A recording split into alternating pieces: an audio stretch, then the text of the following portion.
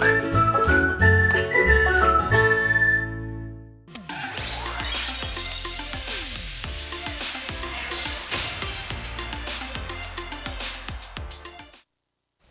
유한타증권 유동원 본부장님 바로 모셔볼게요. 안녕하십니까? 안녕하세요. 안녕하십니까? 진짜 일주일이 빨리 지났네요. 그러게요. 정신이 없습니다. 예. 이 저번 주는 보니까 이게 빠진 날이 오른 날보다는 더 많네요. 네. 예. 이번 주가 어떻게 보면 이제 숨고르게 좀 필요한 시기에서 금요일 지난주 금요일부터 이렇게 울고 싶은 사람 뺨 때린 것처럼 데이터가 안 좋게 나왔죠. 안 좋게 나온 게 아니라 너무 좋게 나왔죠. 네. 그래서 우선 오늘 시작은 좀 쉬어야 된다. 이 부분을 좀 말씀을 드리고요. 근데 이제 쉬더라도 옛날처럼 뭐 8월에 고점을 찍고 빠질 때 막 전 저점 뚫고 내려오고 이런 시장은 아닐 거고 좀 마일드한 좀 약한 어떤 조정이 될 거고 약간의 좀 시간적인 조정이 있을 수 있는데 저희가 이제 이걸 좀 잘 활용해 보자라는 얘기를 하고 있어요. 그래서 시작은 좀 차트를 보고 또 데이터를 보면서 왜 좀 쉬어야 되는지에 대해서 좀 설명을 해보겠습니다. 우선 이 포트폴리오는 나중에 좀 더 자세하게 얘기를 하고요. 우선 한번 좀 훑어보고 갈게요. 우리가 전체적으로 지금 올해 연초부터 계속 드리는 말씀은 미국은 중립 정도로 보고 한국과 중국, 대만, 신흥국에 대해서 비중을 높게 가져가고 유럽 쪽에 대한 비중을 좀 가져가자. 그리고 이제 미국에 있어서는 가능하면은 달러 약세 또는 뭐 기술주의 반등 이런 쪽에 좀 초점을 맞춰서 나스닥 100 위주로서의 투자를 하자라고 얘기를 해드리고 있고 그 다음에 이제 업종별로 구분을 했었을 때는 여전히 경기 침체 가능성이 낮다라고 생각하고 있어서 장대 금리 차가 역전되어 있는 상황에서 경기 침체가 오지 않는 기간 동안에는 성장주가 더 퍼포먼스가 좋다라고 여러 번 말씀을 드렸고 그래서 성장주에 대한 비중을 한 70% 정도 가져간다라는 거고요.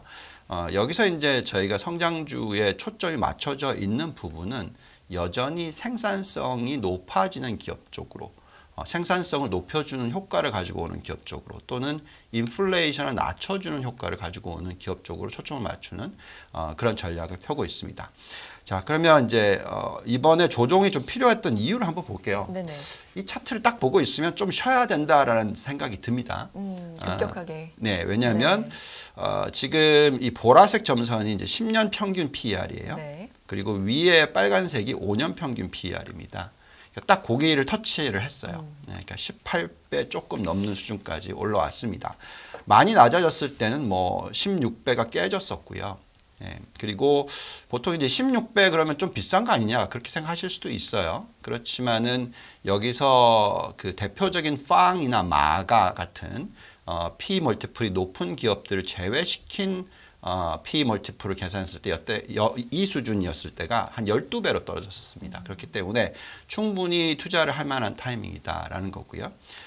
그 다음에 이제 이 18배의 PER이라는 건 뭐냐면은 올해 이익 증가율이 그래도 여전히 한 3%대를 집어넣고 있어요. 그래서 우리가 경기 침체는 일어나지 않는다라고 얘기를 하고 있지만 경기 둔화가 일어나면은 한 3% 정도 이익 증가율일 수 있는데 그게 아니라 뭐 마이너스 가는 가능성에 대해서도 얘기를 하고 있잖아요. 지금 4, 4분기 실적이 나오고 있는데 전년 대비 마이너스 한 5% 정도 나오고 있거든요. 그래서 올해가 플러스일까 하는 의구심이 있는 가운데서는 이 정도 PER이면 조금의 쉬어가야 되는 타이밍이었다라는 거고요. 또 차트상으로 보면은 나스닥은 확연하게 뭐 200일선을 뚫고 올라가는 모습 보여주고 있고 볼린저를 뚫고 올라가는 모습 보여주고 있어요. 그렇기 때문에 한번 이렇게 뚫을 때는 좀 쉬는 게 옵니다. 물론 그렇다고 해서 추세가 깨져가지고 다시 떨어지냐 이건 아닌 것 같아요. 벌어지기 시작하는 가운데서 보통 조금의 이제 조정이 있다고 생각하고요. 또 주봉으로 놓고 보시면은 쌍바닥을 찍고 이제 올라가는 가운데서 아마 전 고점이었던 8월 고점이었던 13,000대 중반 정도까지 올라갈 거라고 생각을 합니다. 그렇지만 그 전에 한번 좀 쉬어가야죠. 너무 가파르게 올라갈 때는 좀 걱정스러울 때가 있기 때문에 그래서 좀 쉬어가야 된다 말씀을 드리고 있고요. 그 다음에 이제 S&P 기준으로는 더 그런 모습이었는데 그렇다 하더라도 저희가 좀 중기적으로 봤었을 때 이번 조정을 좀 얕은 조정으로 생각을 하시고 투자 기회를 살리셔야 된다고 말씀을 드리는 게 이번에 이 삼각박스권을 확연하게 좀 뚫고 올라가고 있습니다. 예, 그래서 보통 저희가 제가 기술적인 분석을 하는 사람은 아니지만 삼각박스권을 뚫고 올라간다는 건 굉장히 큰 의미가 있거든요. 예, 뭔가 큰 변화가 있다라는 거기 때문에. 주봉인가요? 제가 기억하기로는 이게 주봉 같이 보이네요. 예, 주봉이 뭐 저기 주봉이든 아니든 간에 네. 주봉이 특히 S&P보다도 나스닥이 네. 너무 그동안 예쁘게 맞아가지고 네. 금을 그어보면 그냥 그 네. 위에 그대로 걸려버리니까 네. 네 번을. 네. 근데 이번에 뚫고 올라갔죠. 뚫고 올라갔죠. 예, 그렇기 때문에 의미가 있다라고 생각하시는 게 맞겠고요. 그래서 그 큰 그림은 어쨌든 왜 그렇게 되냐? 달러 약세. 그 부분이 가장 큰 역할을 하고 있고 또 금리도 어떤 역할을 하고 있습니다. 근데 그러면 이제 이렇게 기술적인 분석으로서는 좀 쉬어가야 되는 타이밍에서 네. 펀디멘탈적으로 왜 그럼 조정을 받고 있느냐? 뭐 당연하죠. 이 내용 때문에 그렇습니다. 이 신규 고용 지수들 너무 지겨우실 테지만 예, 좀 한번 다시 들여다보면 안 지겹습니다. 네.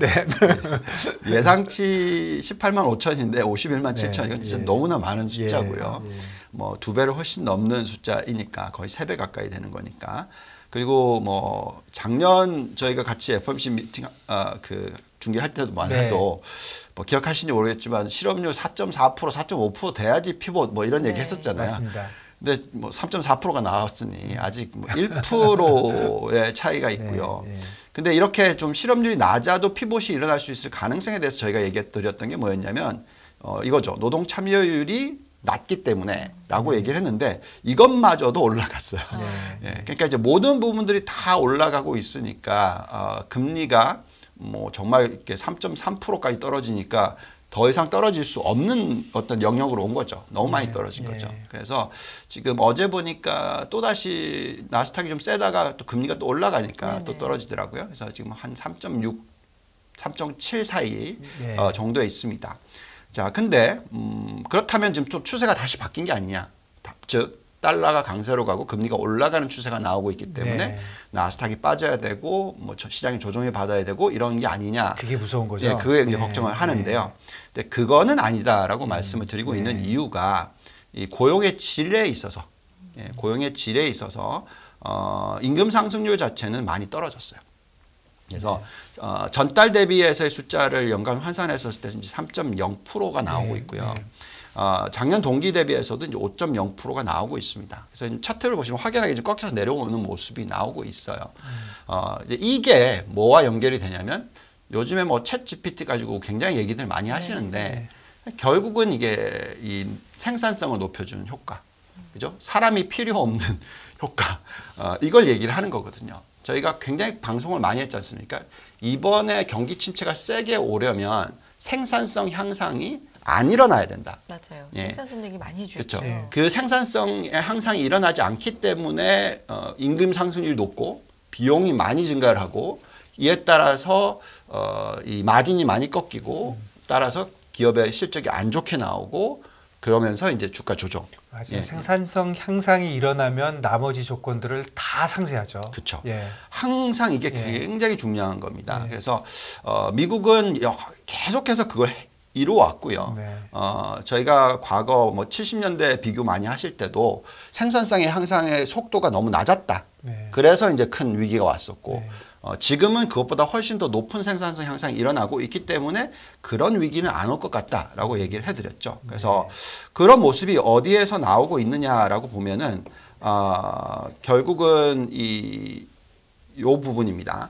기업의 해고 부분에 있어서 사실 사람을 많이 자르는 데가 가장 많이 성장을 하는 쪽이에요.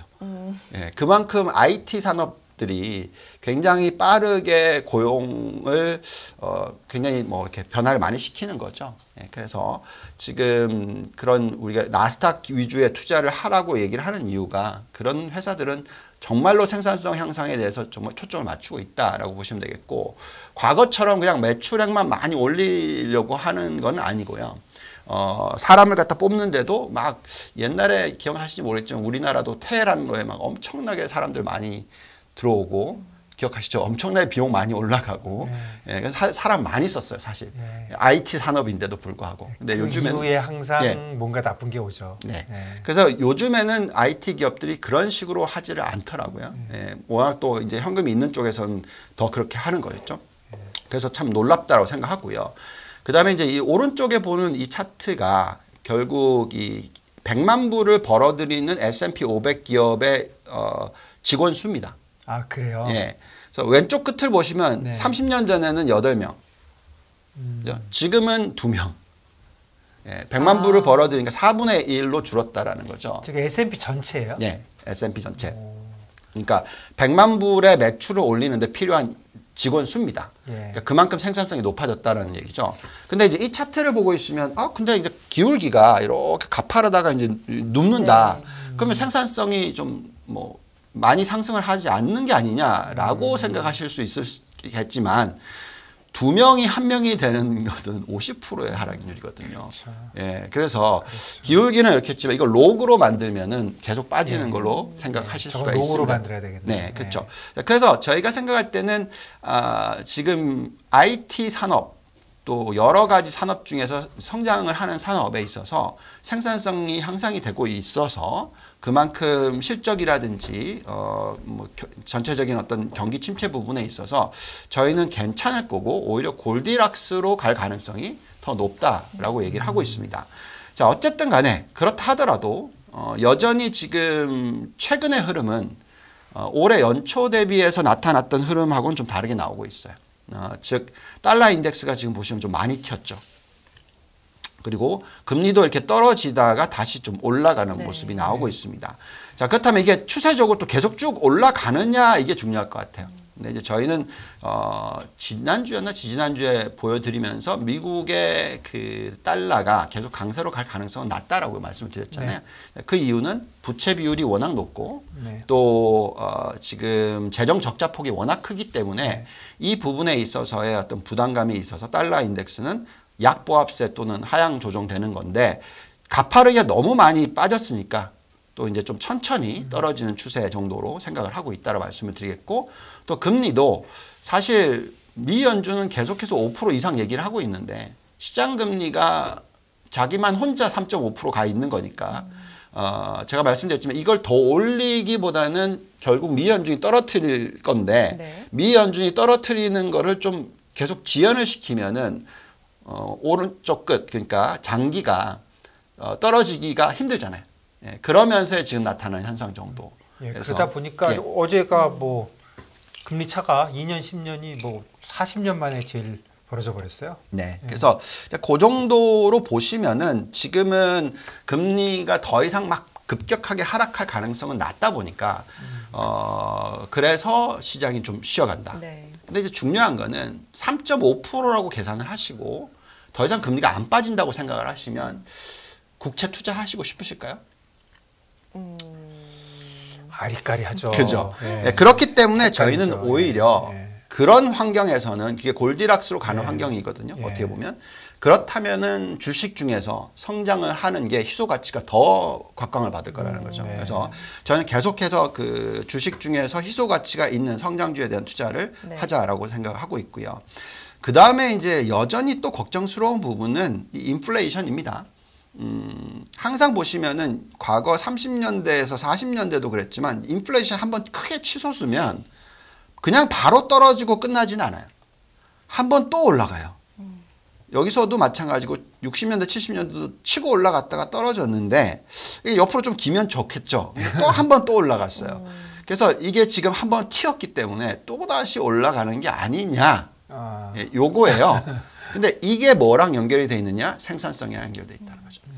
만약에 임금 상승률이 치고 올라가 버리면 또다시 그러면 또 인플레이션이 또 치고 올라가는 모습이 나오겠죠. 근데 이제 그게 아니고 지금처럼 3% 정도의 임금 상승률이 그냥 좀 유지가 된다. 그렇다면은 괜찮을 거다. 그래서 어쨌든 이 부분에 있어서는 여전히 좀 많이들 헷갈려 하실 수가 있습니다. 자, 그 다음에 이제 한 가지 또 연결시켜서 봐야 될 부분이 뭐냐면은 결국은 경기가 이제는 이제 또 많은 분들이 경기 침체 얘기가 많이 쑥 들어갔어요. 네. 네.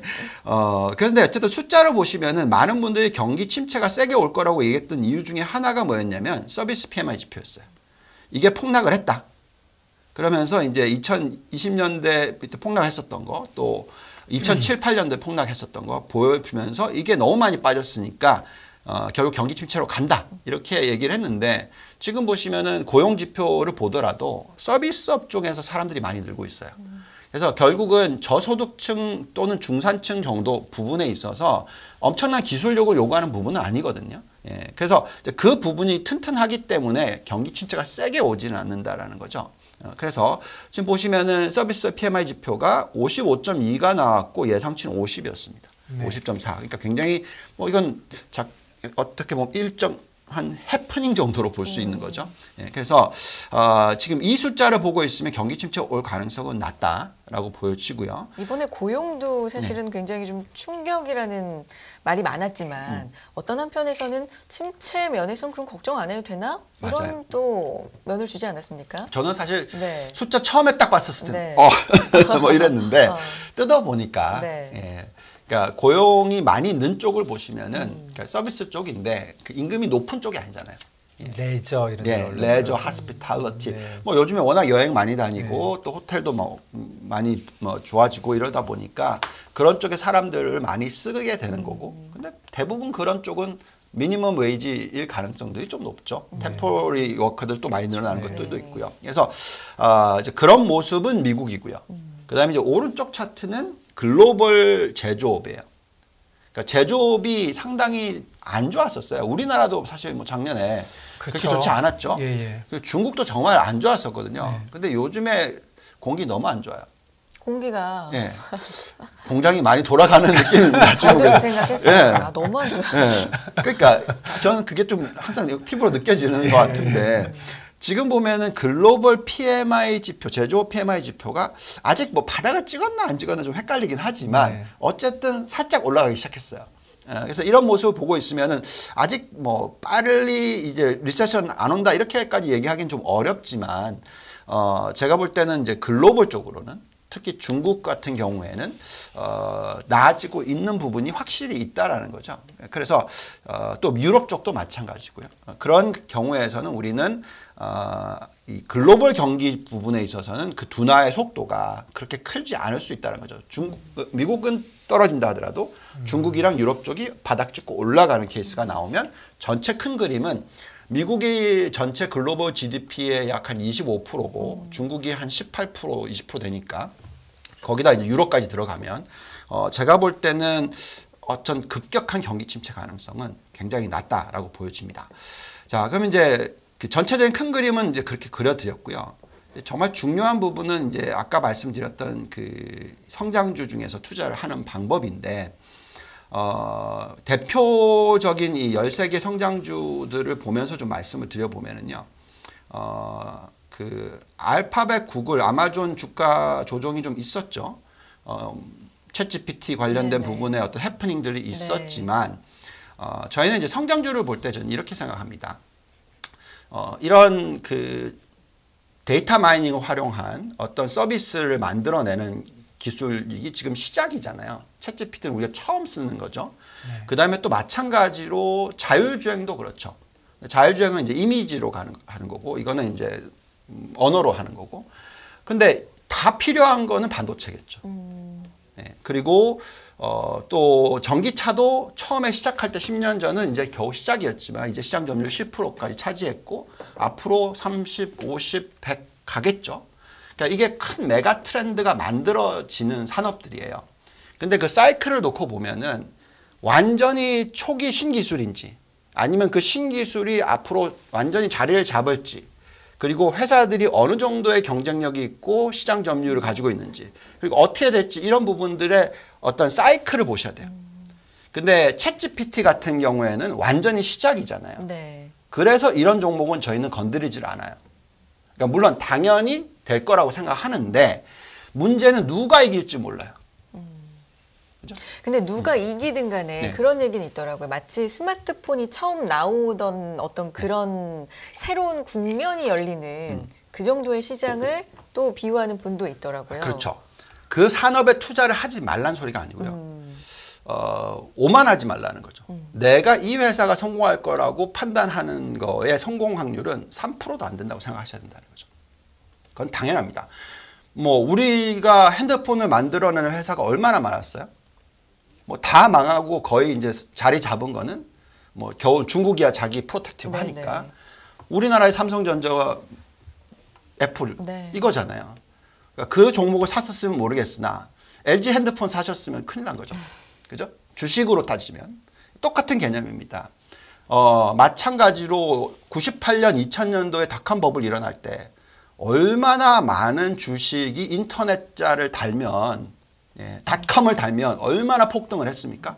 근데 거기서 투자해가지고 돈 번 사람은 겨우 뭐 구글이나 뭐 이런 회사들을 투자를 한 사람 정도겠죠. 나머지 97개는 다 망했다라는 겁니다. 제가 전에도 말씀드렸는데 그때 다음이요. 네. 삼성전자보다 시총이 높았다니까요. 네. 일주일 동안. 그러니까 어쨌든 그래도 살아남았죠. 예. 그러면 더 좋죠. 예. 다음은 그래도 살아남았기 예. 때문에 우리가 지금 얘기를 하는 거지. 얼마나 많은 기업들이 사라졌는데요. 네. 그래서 지금 챗GPT 관련된 종목들이 그럴 확률이 높아요. 그래서 그 중에서 물론 성공하는 회사가 나오겠죠. 근데 누가 성공할지 어떻게 하냐는 거죠. 아무리 전문가라 그렇죠. 하더라도 만차가 아니다. 신약을 개발을 하는 것도 아무리 누가 먼저 코로나19에 약을 개발했는데 시장 점유율은 2개 회사, 3개 회사 가져가고 나머지 다 망하잖아요. 맞습니다. 똑같은 케이스입니다. 그래서 결국은 신기술이라는 거는 정말 100배를 벌 수는 있어요. 골라내면. 네. 근데 100배를 버리시고 누가 성공하고 누가 1등, 2등, 3등, 4등 안에 들어갈지 판단이 섰었을 때 투자해도 10배는 버십니다. 네. 그 전략이 맞다라는 거죠. 자, 그렇다면 그거의 결론적인 산업은 뭐냐? 반도체일 수밖에 없어요. 반도체는 살아남았고 그다음에 그 반도체를 가지고 챗GPT는 돌아가고 반도체를 가지고 자율주행은 돌아가고 반도체를 가지고 모든 IT 쪽은 돌아가게 돼 있다라는 거죠.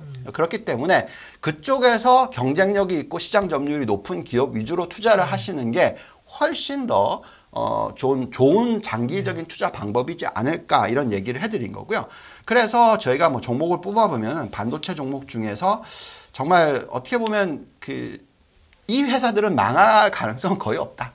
여기에 이 시장이 굉장히 성장을 할 때 당연히 수혜를 받을 거다. 뭐 이러면서 또 어제 뉴스 나온 거 보니까 제가 알고 있게 AMD에서 분사해가지고 GM이랑 뭐 이렇게 계약을 체결을 하면서 주가가 폭등하는 이런 모습이 나오거든요. 그러니까 요즘엔 커스터마이즈 반도체로 가는 거죠. 네. 그러니까 그렇기 때문에 파운드리가 중요한 거고 비메모리가 중요한 거고 설계가 중요하게 되는 거죠. 그래서 메모리 쪽보다는 저희는 이런 쪽에 더 초점을 맞추는 그런 전략이 필요하다라고 얘기를 해드리고 있고요. 또한 신재생 에너지 전기차는 2개가 다 연결이 되어 있다고 생각합니다. 전기차에서 오늘 제가 좀 드리고 싶은 말씀은 전기차가 왜 곽강을 받느냐. 가장 중요한 핵심 포인트는 비용 절감입니다. 네. 생산성을 높여주고 마진이 높기 때문에 가격 인하를 해줄 수 있기 때문에 인플레이션을 낮춰주는 효과를 가지고 있어요. 그래서 그러면 이 전기차 시장에서 가장 시장 점유율이 높은 회사들이 어디냐? 뭐 당연히 1등이 테슬라고 2등이 여러 가지 회사들이 있겠지만 중국일 테고 3등이 우리나라의 기아차, 현대차로 지금 올라오고 있는 케이스죠. 미국 시장을 놓고 보면. 자, 그러면 이제 이 세 개의 국가의 완성차 관련된 쪽은 사야 되겠죠. 근데 이제 저희는 여기서 굉장히 중요하게 생각해야 되는 부분이 중국이 굉장히 열심히 노력을 해서 이쪽에 대해서 시장이 가장 크고 계속해서 경쟁력을 일으키려고 할 겁니다. 근데 문제는 사회주의 국가예요. 그래서 자동화를 일으키는 데 있어서의 한계가 있어요. 네. 근데 그렇죠. 우리나라와 미국은 그렇지만은 않을 거라는 거죠. 워낙 노조가 셌기 때문에 이쪽으로 넘어갔었을 때 다시 노조가 만들어지고 이렇게 되는 데까지는 시간이 많이 걸릴 거예요. 네. 그래서 저희는 중국이 그래도 경쟁력이 가장 높다라고 생각하기보다는 이쪽을 같이 보시는 게 좋겠습니다. 네. 그래서 연결되면서 뭐 신재생 에너지 쪽도 투자를 좀 하시는 게 좋겠고요. 그래서 우리는 대표적으로 이렇게 3개 정도의 업종, 그러니까 AI, 반도체 관련된 쪽, 네. 그다음에 그게 이제 IT겠죠. 네. 그다음에 이제 전기차, 그리고 네. 신재생 에너지 이런 쪽에 투자 포트폴리오의 메가 트렌드를 보시면서 전체 한 60-70% 정도 투자하시는 게 맞지 않을까 이렇게 생각이 듭니다. 알겠습니다. 알겠습니다. 네. 자, 이동건 본부장님과 오늘도 자세한 얘기 나눠봤네요. 본부장님 고맙습니다. 감사합니다. 네. 감사합니다.